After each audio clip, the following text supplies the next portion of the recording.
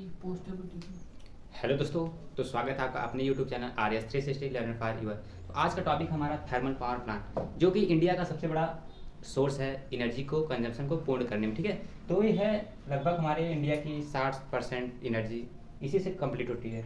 तो सबसे पहले देखो, इसका हम ब्लॉक डायग्राम बनाए हैं। अब इसको हम पॉइंट टू पॉइंट आपको समझाएंगे। ठीक है, तो ये हमारा है कोल्ड स्टोरेज। मतलब देखो, कोल हमारा ये सबसे बड़ा एक कॉमर्शियल क्या कहते हैं कन्वेंशनल एनर्जी का सोर्स है। कॉमर्शियल तो है ही, कन्वेंशनल एनर्जी सोर्स है। तो इसको हम सबसे पहले एस थर्मल पावर प्लांट हमको लगाने के लिए देखो, सबसे पहले बेसिक क्या नीड होती है। सबसे पहले हमको चाहिए सबसे बड़ी प्लॉट, मतलब ज़मीन।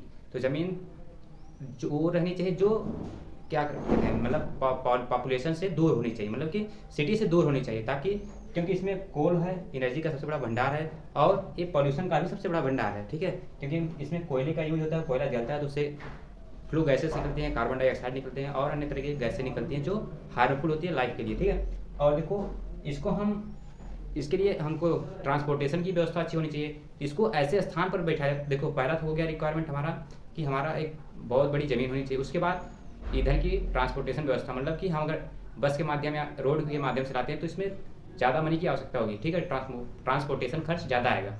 और अगर हम रेलवे के माध्यम से यूज करते हैं तो ये सस्ता पड़ता है, इसलिए हम रेलवे का यूज करते हैं। तो इसलिए जो हमारी ज़मीन बड़ी है उसको रेलवे के करीब में, उसके आसपास रेलवे की पटरियाँ होनी चाहिए। ठीक है, जिसको हम कोल को आसानी से ला सके। ठीक, तो अब देखो, जो हम कोल को लाते हैं, कोल्ड स्टोरेज, जो हमारा थर्मल पावर प्लांट है वहाँ पर हमारा होता है कोल्ड स्टोरेज। कोल्ड स्टोरेज क्या होता है, यहाँ पे हम जो ट्रांसपोर्टेशन के दौरान लाया जाता है कोयले को, उसको हम यहाँ पे स्टोर करते हैं। इसके बाद हमारा प्रोसेस होता है कोल हैंडलिंग। कोल हैंडलिंग में बेसिकली होता क्या है कि हम कोल को तैयार करते हैं बॉयलर में जलाने के लिए। ठीक है, बॉयलर में हमारा जो वाटर हीट करके वाष्प में बदला जाता है, तो वहाँ पर ये जो कोल हैंडलिंग, यहाँ पे हम जैसे कि कोयला होता है, कोयले को हम पीस करके, पुलवराइज करके, उसको छोटे छोटे पार्ट में एक पाउडर के रूप में बदल देते हैं, जिससे उसका सरफेस एरिया बढ़ जाता है, उसकी उसमें क्षमता, उसमें मान बढ़ जाता है। इससे हमको कैलोरी वैल्यू बढ़ जाती है और ज़्यादा से ज़्यादा एनर्जी हमको प्रदान करती है, जिससे हमारा वाटर आसानी से हीट हो जाता है। ठीक है, और वाष्प में बदलता है। तो इसके बाद जो हमारा हो गया कोल्ड स्टोरेज हो गया, कोल्ड हैंडलिंग हो गया, ये हमारा एक साइकिल है। देखो, कोल्ड स्टोरेज, कोल्ड हैंडलिंग, फिर बॉयलर में जलेगा, फिर यहाँ से एस क्या बोलते हैं राख निकलेगी, फिर राख को स्टोर किया जाएगा। उसको फिर मैनुअली नहीं किया जाता, क्योंकि बड़ी अमाउंट में आता है, तो इसको हम डायरेक्ट जैसे कि कहते हैं ना, रोबोटिक सिस्टम लगा देते हैं, इसको काम चलता रहता है। तो यहाँ से बॉयलर के यहाँ जलेगा, हमारा जो कोल जलेगा, फिर यहाँ से एस निकलेगी, मतलब राख निकलेगी। देखो हमारा एक साइकिल हो गया, राख कोल से आया बॉयलर गया, फिर बॉयलर से एस हैंडलिंग हुआ, एस स्टोरेज। तो यहाँ से कोल जला, राख आई, राख को हैंडलिंग किया गया यहाँ पे, फिर इसके बाद स्टोरेज करके इसको बाहर ट्रांसपोर्ट कर दिया जाता है। जैसे इसका यूज़ हम कर सकते हैं सीमेंट बनाने वाली मशीनों में, सीमेंट बनाने वाले उद्योग में ज़्यादा इसका यूज होता है, और चिमनियों में, भट्टों में यूज कर सकते हैं। इसके बाद देखिए, अब हमारा यहाँ से जो बॉयलर है, बॉयलर में तो हमारा यहाँ से देखिए वाटर गर्म हुआ, वाष्प में बदला। अब यहाँ से जो फ्लू गैसेस है, मतलब कि वाटर जो हमारा बहुत वाष्प में बदल के जाता है, तो यहाँ से जो सुपर हीटर है, सुपर हीटर वाष्प को और अत्यधिक हीट कर देता है, और उसमें अत्यधिक उष्मा आ जाती है। ठीक है, दाब सेम रहता है, उष्मा बढ़ जाती है। ठीक है, अब यहाँ से सुपर हीटर, देखिए इसमें थोड़ा देखने में आपको प्रॉब्लम होगी, देखो आप नाम नोट करते जाइएगा। ठीक, जैसे जैसे मैं बता रहा हूँ आपको। तो ये हमारा सुपर हीटर है, सुपर हीटर से, ठीक है, सुपर हीटर में हमारा जो आएगा जल वाष्प बनकर, ये बहुत ज़्यादा हीट हो जाएगा। इसके बाद जो यहाँ पे वाल्व लगा होता है, यहाँ से हम कंट्रोल कर सकते हैं इस सुपर हीटर के वाल्व के द्वारा। हम जो सुपर हीटर से जो गैसेस आ रही हैं, मतलब कि वाष्प आ रही है, उसको हम कंट्रोल कर सकते हैं वाल्व के थ्रू। ठीक, अब यहाँ से हम अपने आवश्यकता के अनुसार टरबाइन पर इसको प्रेस, टरबाइन के ऊपर छोड़ते हैं। ठीक है, तो हमारा जो यहाँ से वाटर है, वाटर के द्वारा जो हमारा ये वाष्प बना है, इसको हम टरबाइन पर डालते हैं। टरबाइन होता क्या है, इसमें छोटे छोटे पतली पतली पट्टियाँ बनी होती हैं, जो दाब के द्वारा रोटेट करती हैं, मतलब मैकेनिकल एनर्जी जनरेट करती हैं।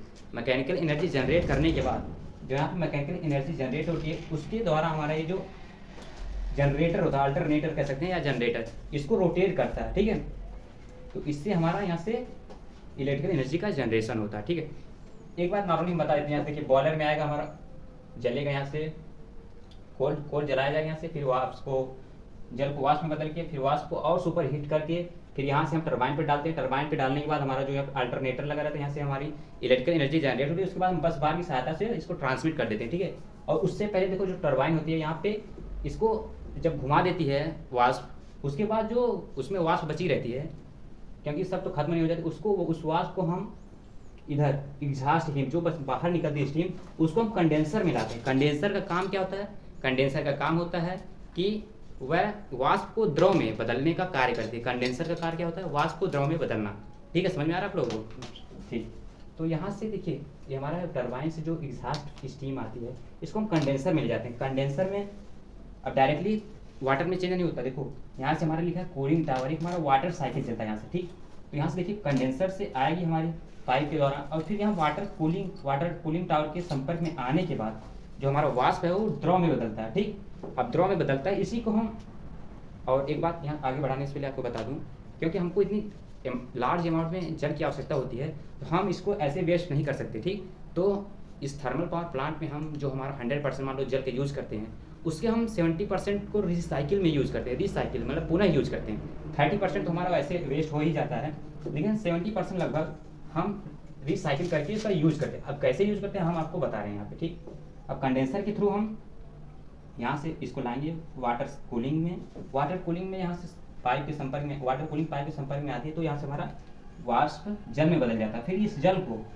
यहाँ से देखो कंडेंसेंट एक्सट्रैक्शन पंप, जो यहाँ से पंप लगा होता है, यहाँ पे देखिए पंप है, ये यहाँ पे पंप है, लेकिन इससे पहले हमें क्या करना होता है, यहाँ से इसके थ्रू जो जल आया, तो ये हमारा जल पूरा पर्याप्त नहीं, मतलब हमने आपको बताया 70% होता है लगभग।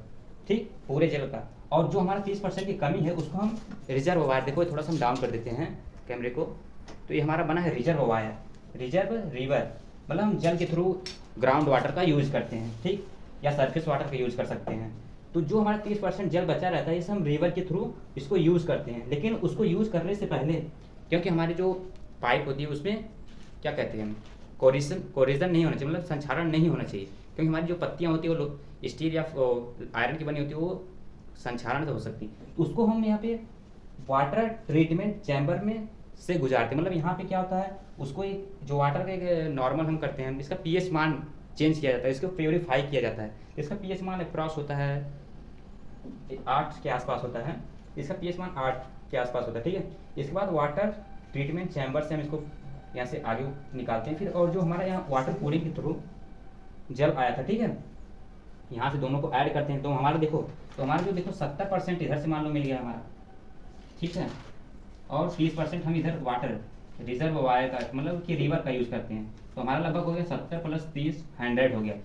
ठीक है, तो यहाँ से आ गया। अब यहाँ फीड वाटर पंप, मतलब कि यहाँ से हम वाटर पंप की सहायता से इस जल के प्रेशर को और बढ़ा देते हैं। ठीक है, इसको हम बढ़ा देते हैं। अब हम ऊपर कैमरे को कर लेते हैं थोड़ा सा, हाँ ठीक। तो यहाँ से हम इसको, अब इस जो जल है हमारा, इसको ले जाते हैं हम पुनः यहाँ पे इकोनोमाइजर। इकोनोमाइजर का काम क्या होता है, यहाँ देखिए हमारा इकोनोमाइजर किया जाता है, इकोनोमाइजर। ठीक है, यहाँ इकोनोमाइजर का यूज़ किया गया है। अब इस जल को फीड वाटर पंप की सहायता से ऊपर ले जाया जाता है, क्योंकि हमको नीचे से जल ऊपर ले जाए तो प्रेशर की सहायता से ले जाना पड़ेगा। ठीक है, अब यहाँ से हम जल को ले गए यहाँ पे ऊपर, यहाँ से देखिए हमारा साइकिल क्या चल रहा है, यहाँ से जल गया इकोनोमाइजर। इकोनोमाइजर क्या करता है, ये जल बॉयलर में जाने से पहले उसको थोड़ा हीट कर देता है। मतलब कि अगर हम बॉयलर में ले जाकर के पूरे जल को जलाएंगे, ठीक है, अगर हम बॉयलर में ले जाकर पूरे जल को जलाते हैं तो हमको अतिरिक्त ऊष्मा की आवश्यकता होगी, मतलब अतिरिक्त एनर्जी लॉस करनी पड़ेगी।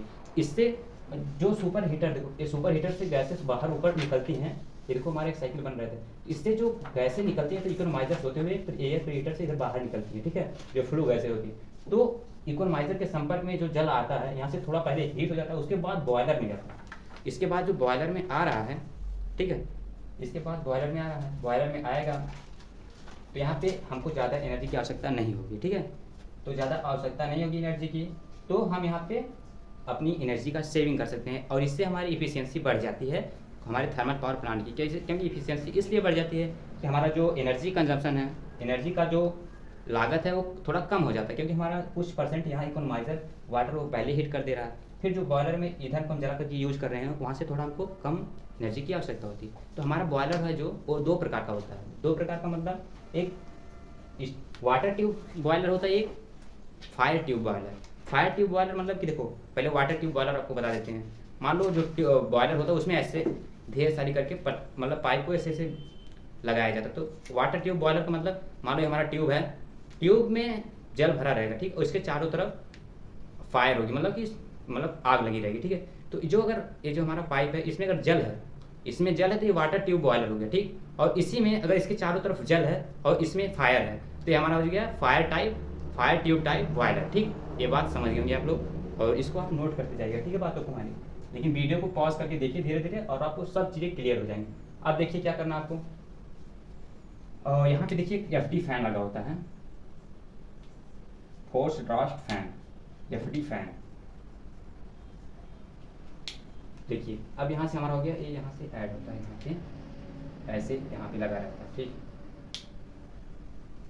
यहाँ से एयर को यहाँ से प्रेशर करता है तो गर्म होकर जाती है, यहाँ पे इकोनोमाइजर की सहायता से हमारा जल हीट की आवश्यकता कम पड़ती है, जिससे हमारा एनर्जी की कंजप्शन कम होती है और हमारे थर्मल पावर प्लांट की इफिशियंसी बढ़ जाती है। अब देखिए हमारा एक साइकिल क्या हो गया, ये देखिए कोल वाला हमारा साइकिल पूरा हो गया, कोल्ड स्टोरेज, कोल्ड हैंडलिंग, फिर बॉयलर में जला, राख बनी, राख को स्टोर की, बाहर फैक्ट्रियों में भेज दी, ठीक। और एक हमारी साइकिल क्या बनी, यहाँ से देखिए, यहाँ से कोल्ड स्टोरेज हुआ, फिर हैंडलिंग हुई, इसको बॉयलर में जलाया गया जल को सुपर हीट किया गया, सुपर हीट करने के बाद टरबाइन में डाला गया, टरबाइन में हमारा क्या मैकेनिकल एनर्जी है गई, मैकेनिकल एनर्जी ने अल्टरनेटर को रोटेट किया, रोटेट करने के बाद क्या हुआ, यहाँ से रोटेट हुआ तो हमारा ये जनरेटर में जब रोटेट होता है तो इलेक्ट्रोमैग्नेटिक इंडक्शन के थ्रू यहाँ से हमारा विद्युत एनर्जी जनरेट होती है।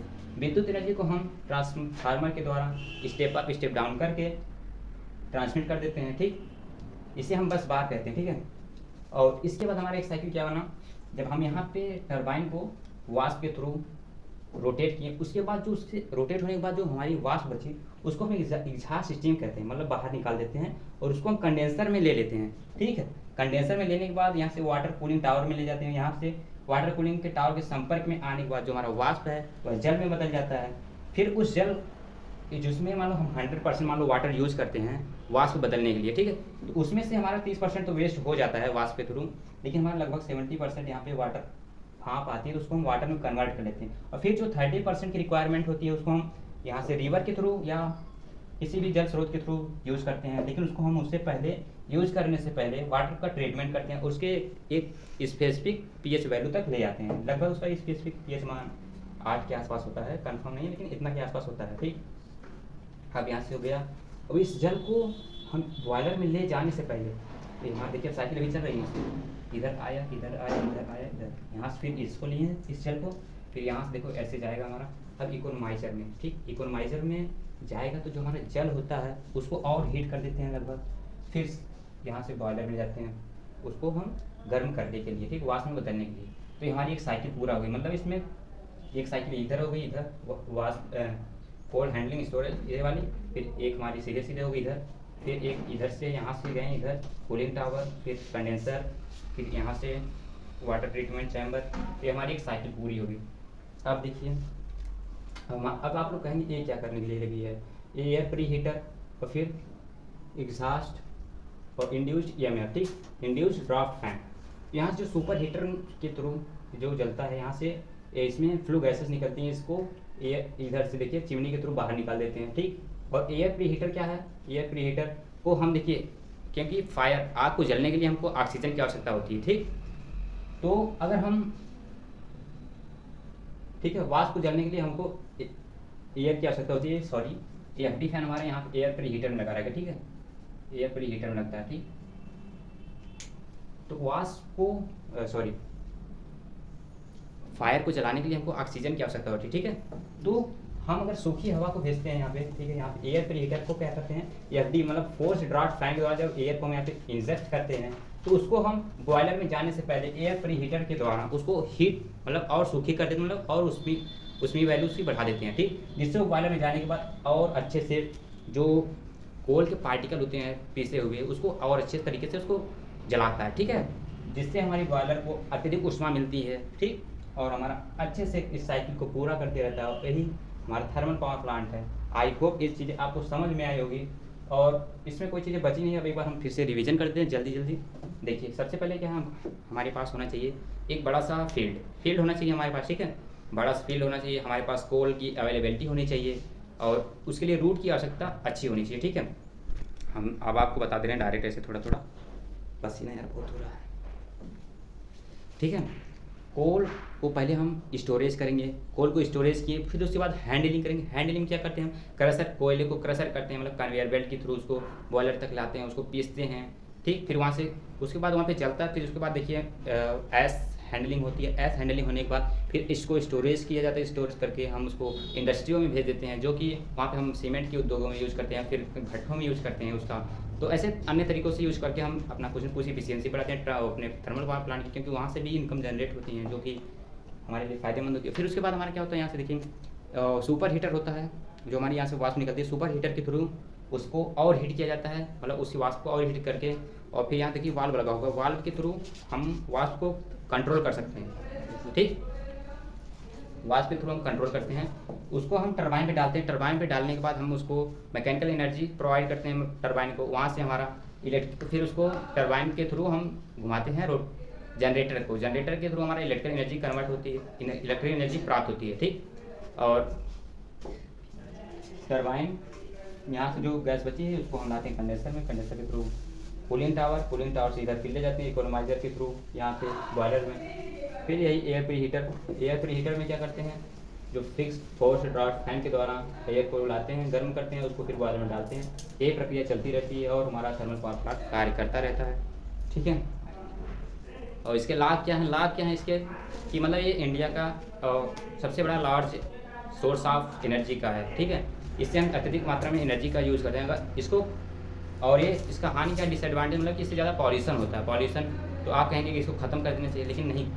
एक आज के समय हमारी गवर्नमेंट ने बहुत सारी स्कीम निकाली है, और उसमें सोलर एनर्जी और टाइडल एनर्जी, विंड एनर्जी, मतलब बहुत सारे क्या कहते हैं, रिन्यूएबल एनर्जी पर काम चल रहा है। तो हम धीरे धीरे रिप्लेस कर रहे हैं अपने आप को, और एकाएक रिप्लेस नहीं कर सकते, ठीक है। जब उस पर हम लार्ज अमाउंट तक अपने आप को स्टेबल कर लेंगे, फिर इसको हम रिप्लेस करेंगे, ठीक है। और इस वीडियो को समझ में आएगा आपको, शेयर कीजिए, लाइक कीजिए, कमेंट कीजिए, और जहाँ तक कन्फ्यूजन है वो कमेंट करें, फिर हमको बताएंगे आपको। थैंक यू, जय हिंद।